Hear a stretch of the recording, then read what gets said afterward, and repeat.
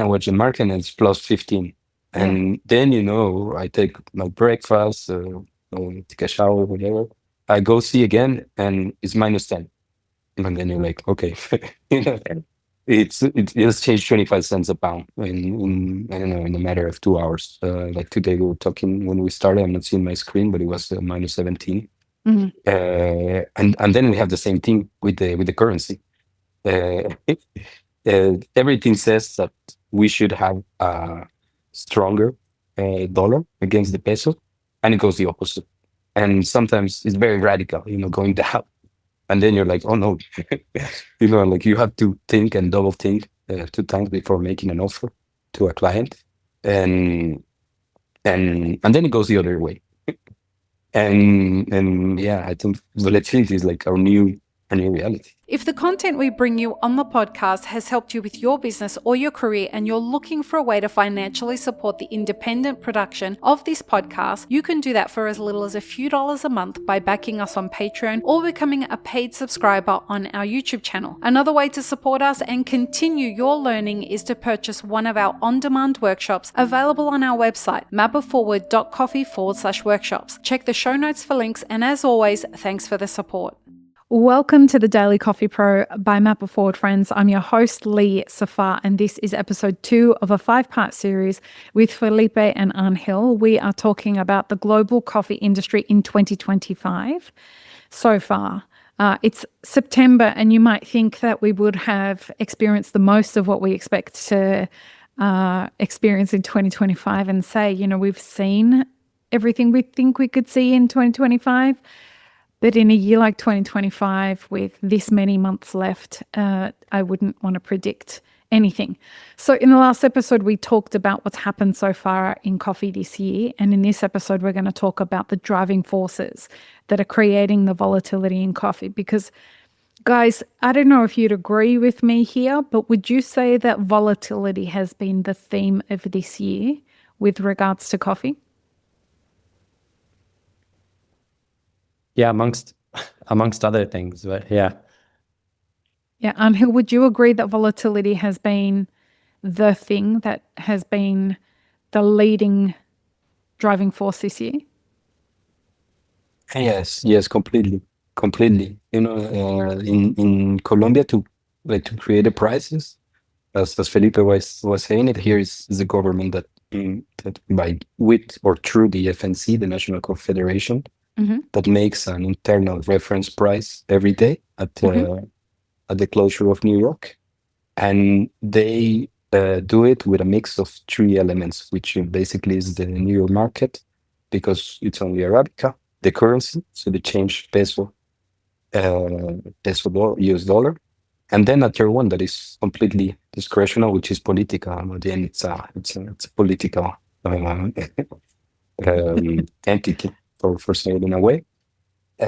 And I think they have managed it in a very intelligent way, because by their political element, they have tried to keep or maintain a little bit of stability, because the other two are completely nonsense.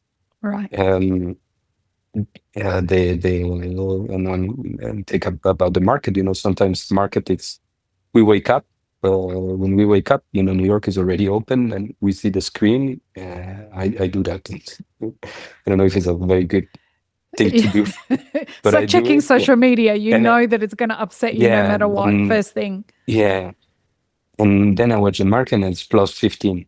And then, I take my breakfast, or take a shower, whatever. I go see again and it's minus 10. And then you're like, okay, you know, it's changed 25 cents a pound I don't know, in a matter of 2 hours. Like today we were talking when we started, I'm not seeing my screen, but it was minus 17. And then we have the same thing with the currency. Uh, Everything says that we should have a stronger dollar against the peso, and it goes the opposite. And sometimes it's very radical, going down.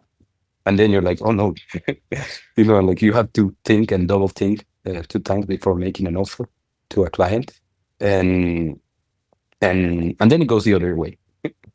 And yeah, I think volatility is like our new reality. And you introduce a really interesting element there. Like amongst the volatility is the lack of logic. Like if we could, if the volatility tracked together with logic, then we could figure out a way to ride the volatility to some kind of end that we expect. But it seems like I'm saying more and more every day. It's like I don't understand anything about anything anymore. Nothing that I thought made sense now makes sense. And it's just, it's really hard to advise clients to do the right thing that's going to best benefit their business when the fundamentals no longer seem to be governing very much at all. Yeah, completely. Yeah. I remember when we reached the 440, and then that it started going down.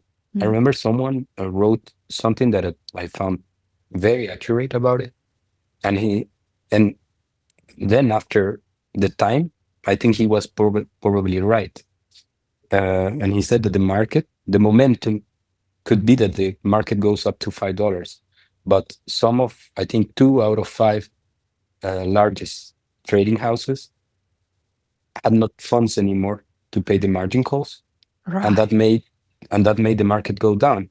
So imagine that even if your logic tells you that the market will go up, it went down because simply the coffee industry, it's based and taught for a situation of low price. So it's like nobody was prepared to have that. And then you cannot imagine that, but it happens. And at that time, it was like, it's money. At the end, we couldn't afford the coffee to continue to go up as an industry, as a global industry. So it went down. Yeah, I agree with that. I don't believe that coffee will go like, you said it will go above like 5 and take off. Like, I don't think, To I be think clear, there's to be clear, I said I wouldn't be surprised if that happened. Oh, right. Right? I just think that there is a ceiling, there's a top, and I think the top is capped off by liquidity. That there's a moment where the market stops, and people just don't they just don't have the amount of money that it takes to buy a container. I mean, it's like $200,000-$300,000. It just, there's a moment where it just can't go. We just don't know what that top is. But I think if we go over what we said, a lot of what we said happened. A lot of what we said happened. A lot of the fundamentals happened. We said that we're roughly where were in February in terms of C market, and we said that speculators would drive things forward. From a Brazil standpoint, what we saw was things were going well, and then in February, March, we had 40 days of drought. And then there's a confusion of, will that affect the yield of the 2025 crop? So this new updates of new information drives confusion. And so we believe that took out about 5% of the crop of 2025 from what we're seeing now from the break in yield. But that also, the question mark was, will this affect the 2026 crop? Because that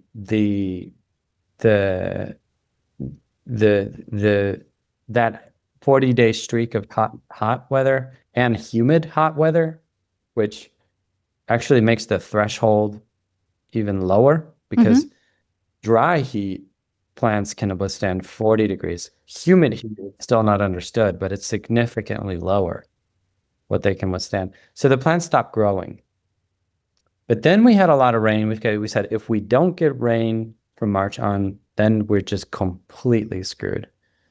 But then we had a lot of rain all the way through June. But something else happened. We had an incredibly cold winter. So the plants, which is the opposite to last year, right? Complete opposite. We had rain, but we had 7 but almost potential frost. We had like 8 or 9 cold fronts, wow. and we had frost. We had a frost in Sahaba, which took about maybe 400,000 bags out of next year. So those elements popped in. And then I agree with Angel. There was a top and a chaos at 440, and then there was a speculator sell-off. And I had said there was going to be a window to buy. I just didn't imagine that window would close so fast. Yeah. So we said to people, how should they plan their buying? We said there's a window. Usually it's during the harvest, and that window appeared, I think, end of June, July. It was basically a 1-month window. The problem is when you're in the window, then you think it's going to go lower. Like I was making offers, I was talking to customers. Half of my customers are on vacation. They don't even answer. And I'm sitting there, I'm like, where we've been in the past year, this is very good. Like, and people are like, no, I'm going to wait for it to drop. So I think there's a bit of greed and a bit of, I don't know if greed is a word, but kind of is. But that's that logic thing again, right? Like logically, you would expect it to drop off a little bit after the highs that we've been experiencing for so long. Well, and also it doesn't track. Like a coffee coming to market. Right. You have a lot of, and what happened was a lot of farmers who needed to sell.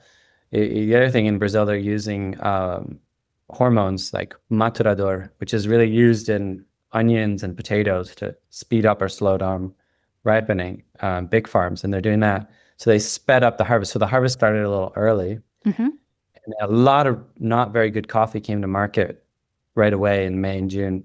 And then the Robusta crop was a little bit bigger. So that pushed the market to go down. But when we saw that the winter was really cold and the plants weren't growing, and then there was a frost, I think a lot of that news started to show up in, 2026 is already showing problems. And then that's when the races take off. And then now that's when the speculators pounce again. So I didn't imagine the window was going to be 30 days. Right.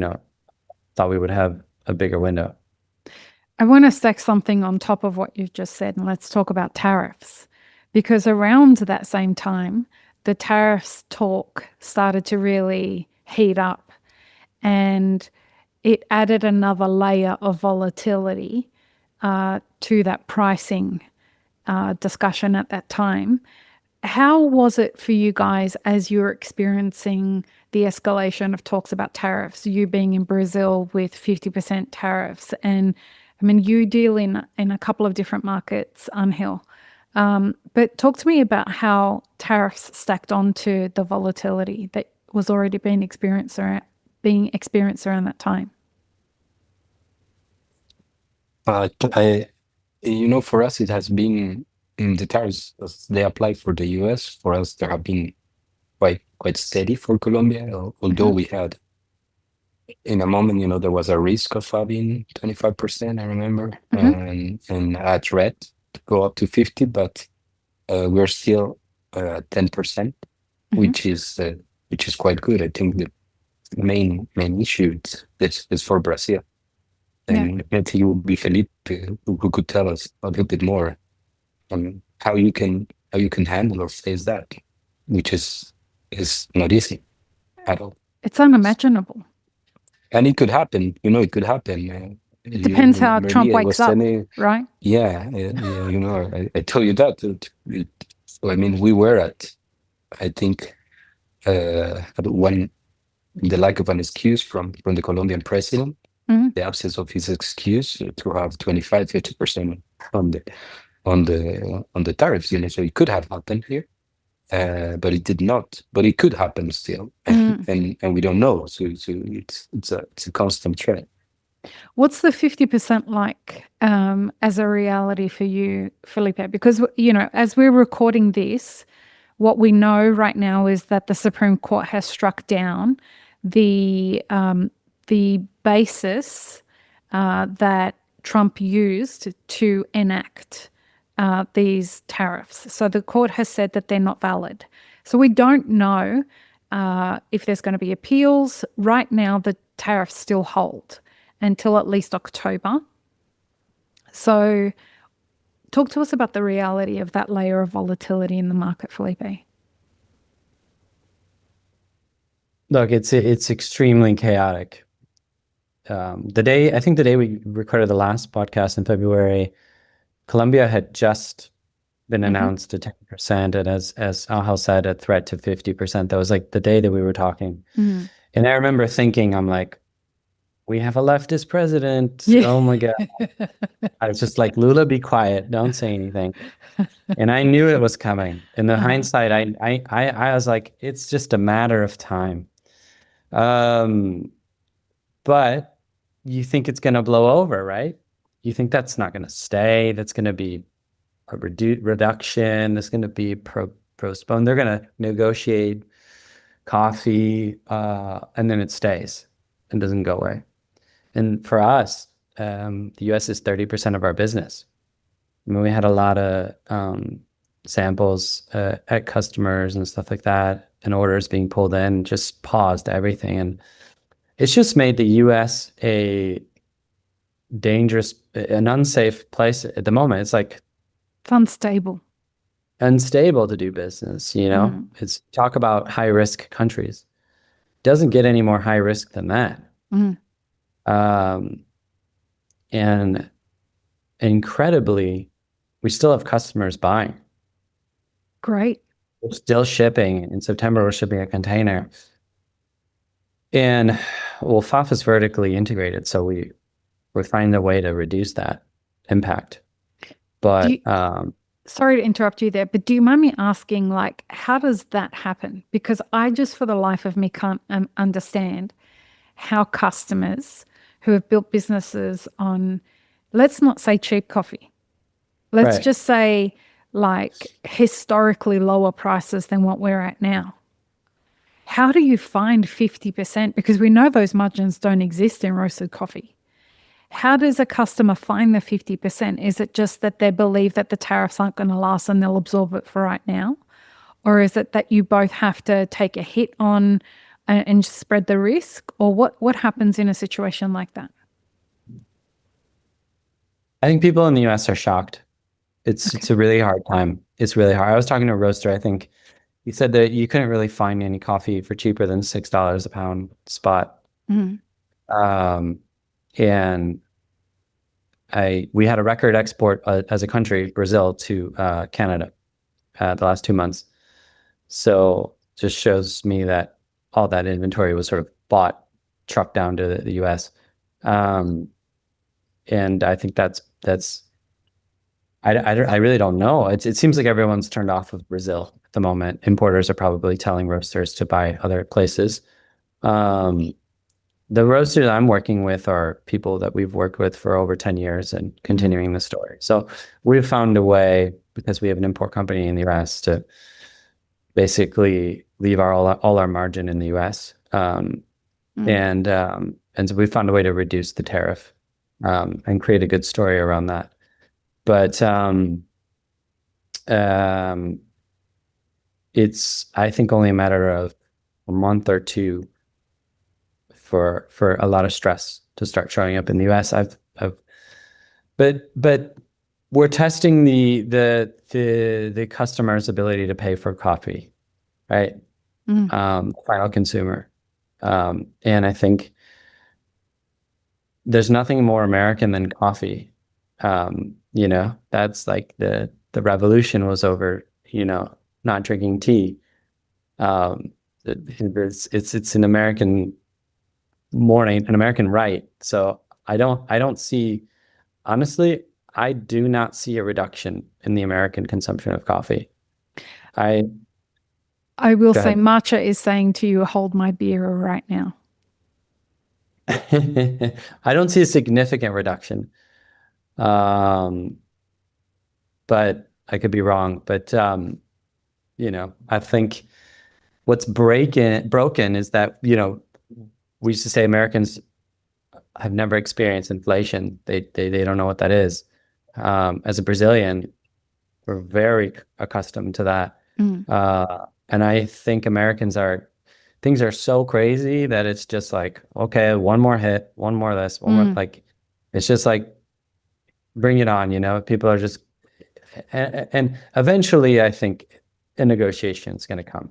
I don't think it's going to stay at 50%, but there's too much interest politically on both sides. I think Lula is an election next year. He's become a hero to stand up to Trump. So I think we just have to operate as if that's going to stay.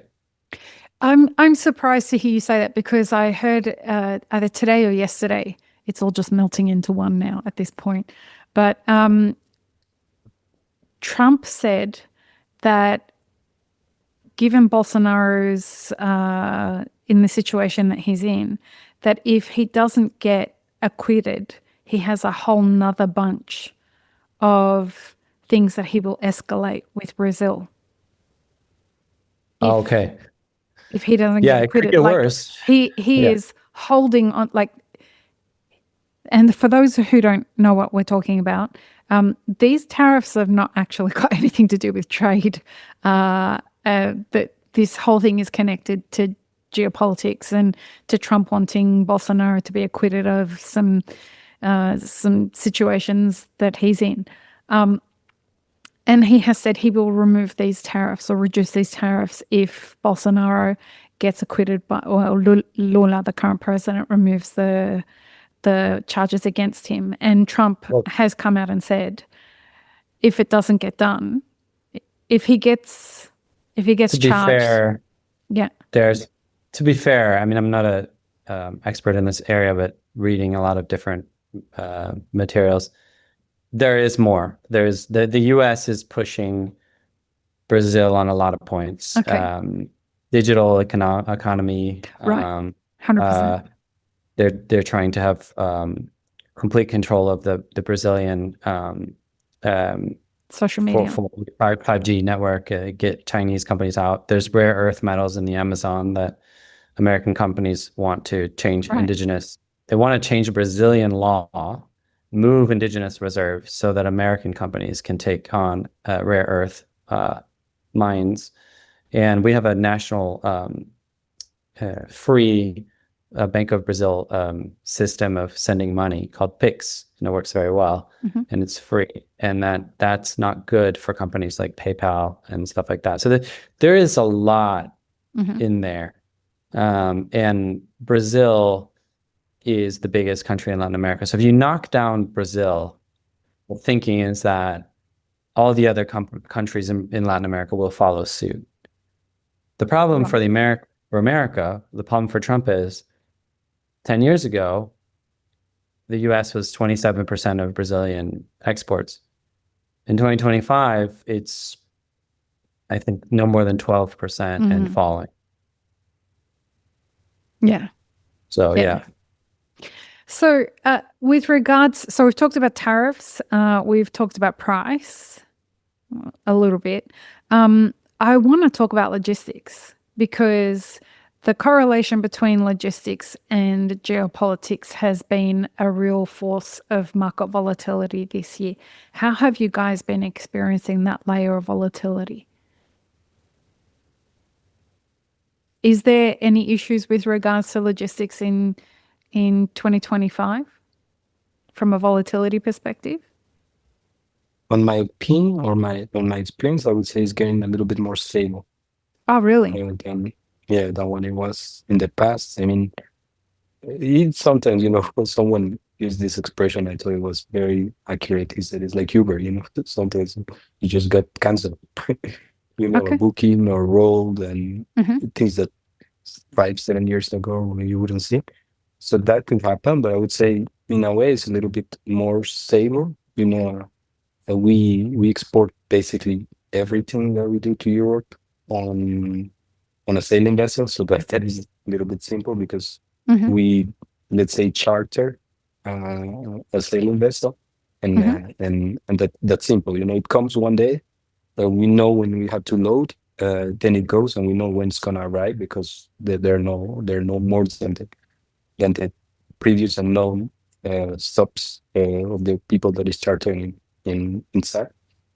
And then on the classic containers, I would say it's a little bit more stable. Although, of course, there are some destinations that are harder than others, but we are not having like the issues that we had after COVID. When containers could double, triple, make 5 times the price in a matter of a week of a month. So. Which is surprising from the perspective I would have expected that these tariffs would have created much more volatility around logistics, because people holding back on sending things to the US until they know what's happening, things being rerouted to other countries, stock being held in the country of origin, et cetera, et cetera. So, Felipe, have you experienced any issues with regards to, or any volatility with regards to logistics? Yeah, prices have come down a little bit. We continue experiencing delays. It's a little bit better, but yeah, we currently have a container that's been rolled over 3 times. So it's also a question mark with the tariffs. Like, I think let's say right now things are better, but let's say tomorrow the tariff on Brazil is eliminated or down to 10%. What does that do to the port? So it's it's stable for the moment. Okay. So we're going to go into the next episode, and in the next episode, we're going to talk about this, like go deeper into the challenges that we're experiencing at Origin. So join us for the 3rd episode, folks. Peace, love, and peanut butter. Have an amazing rest of your day.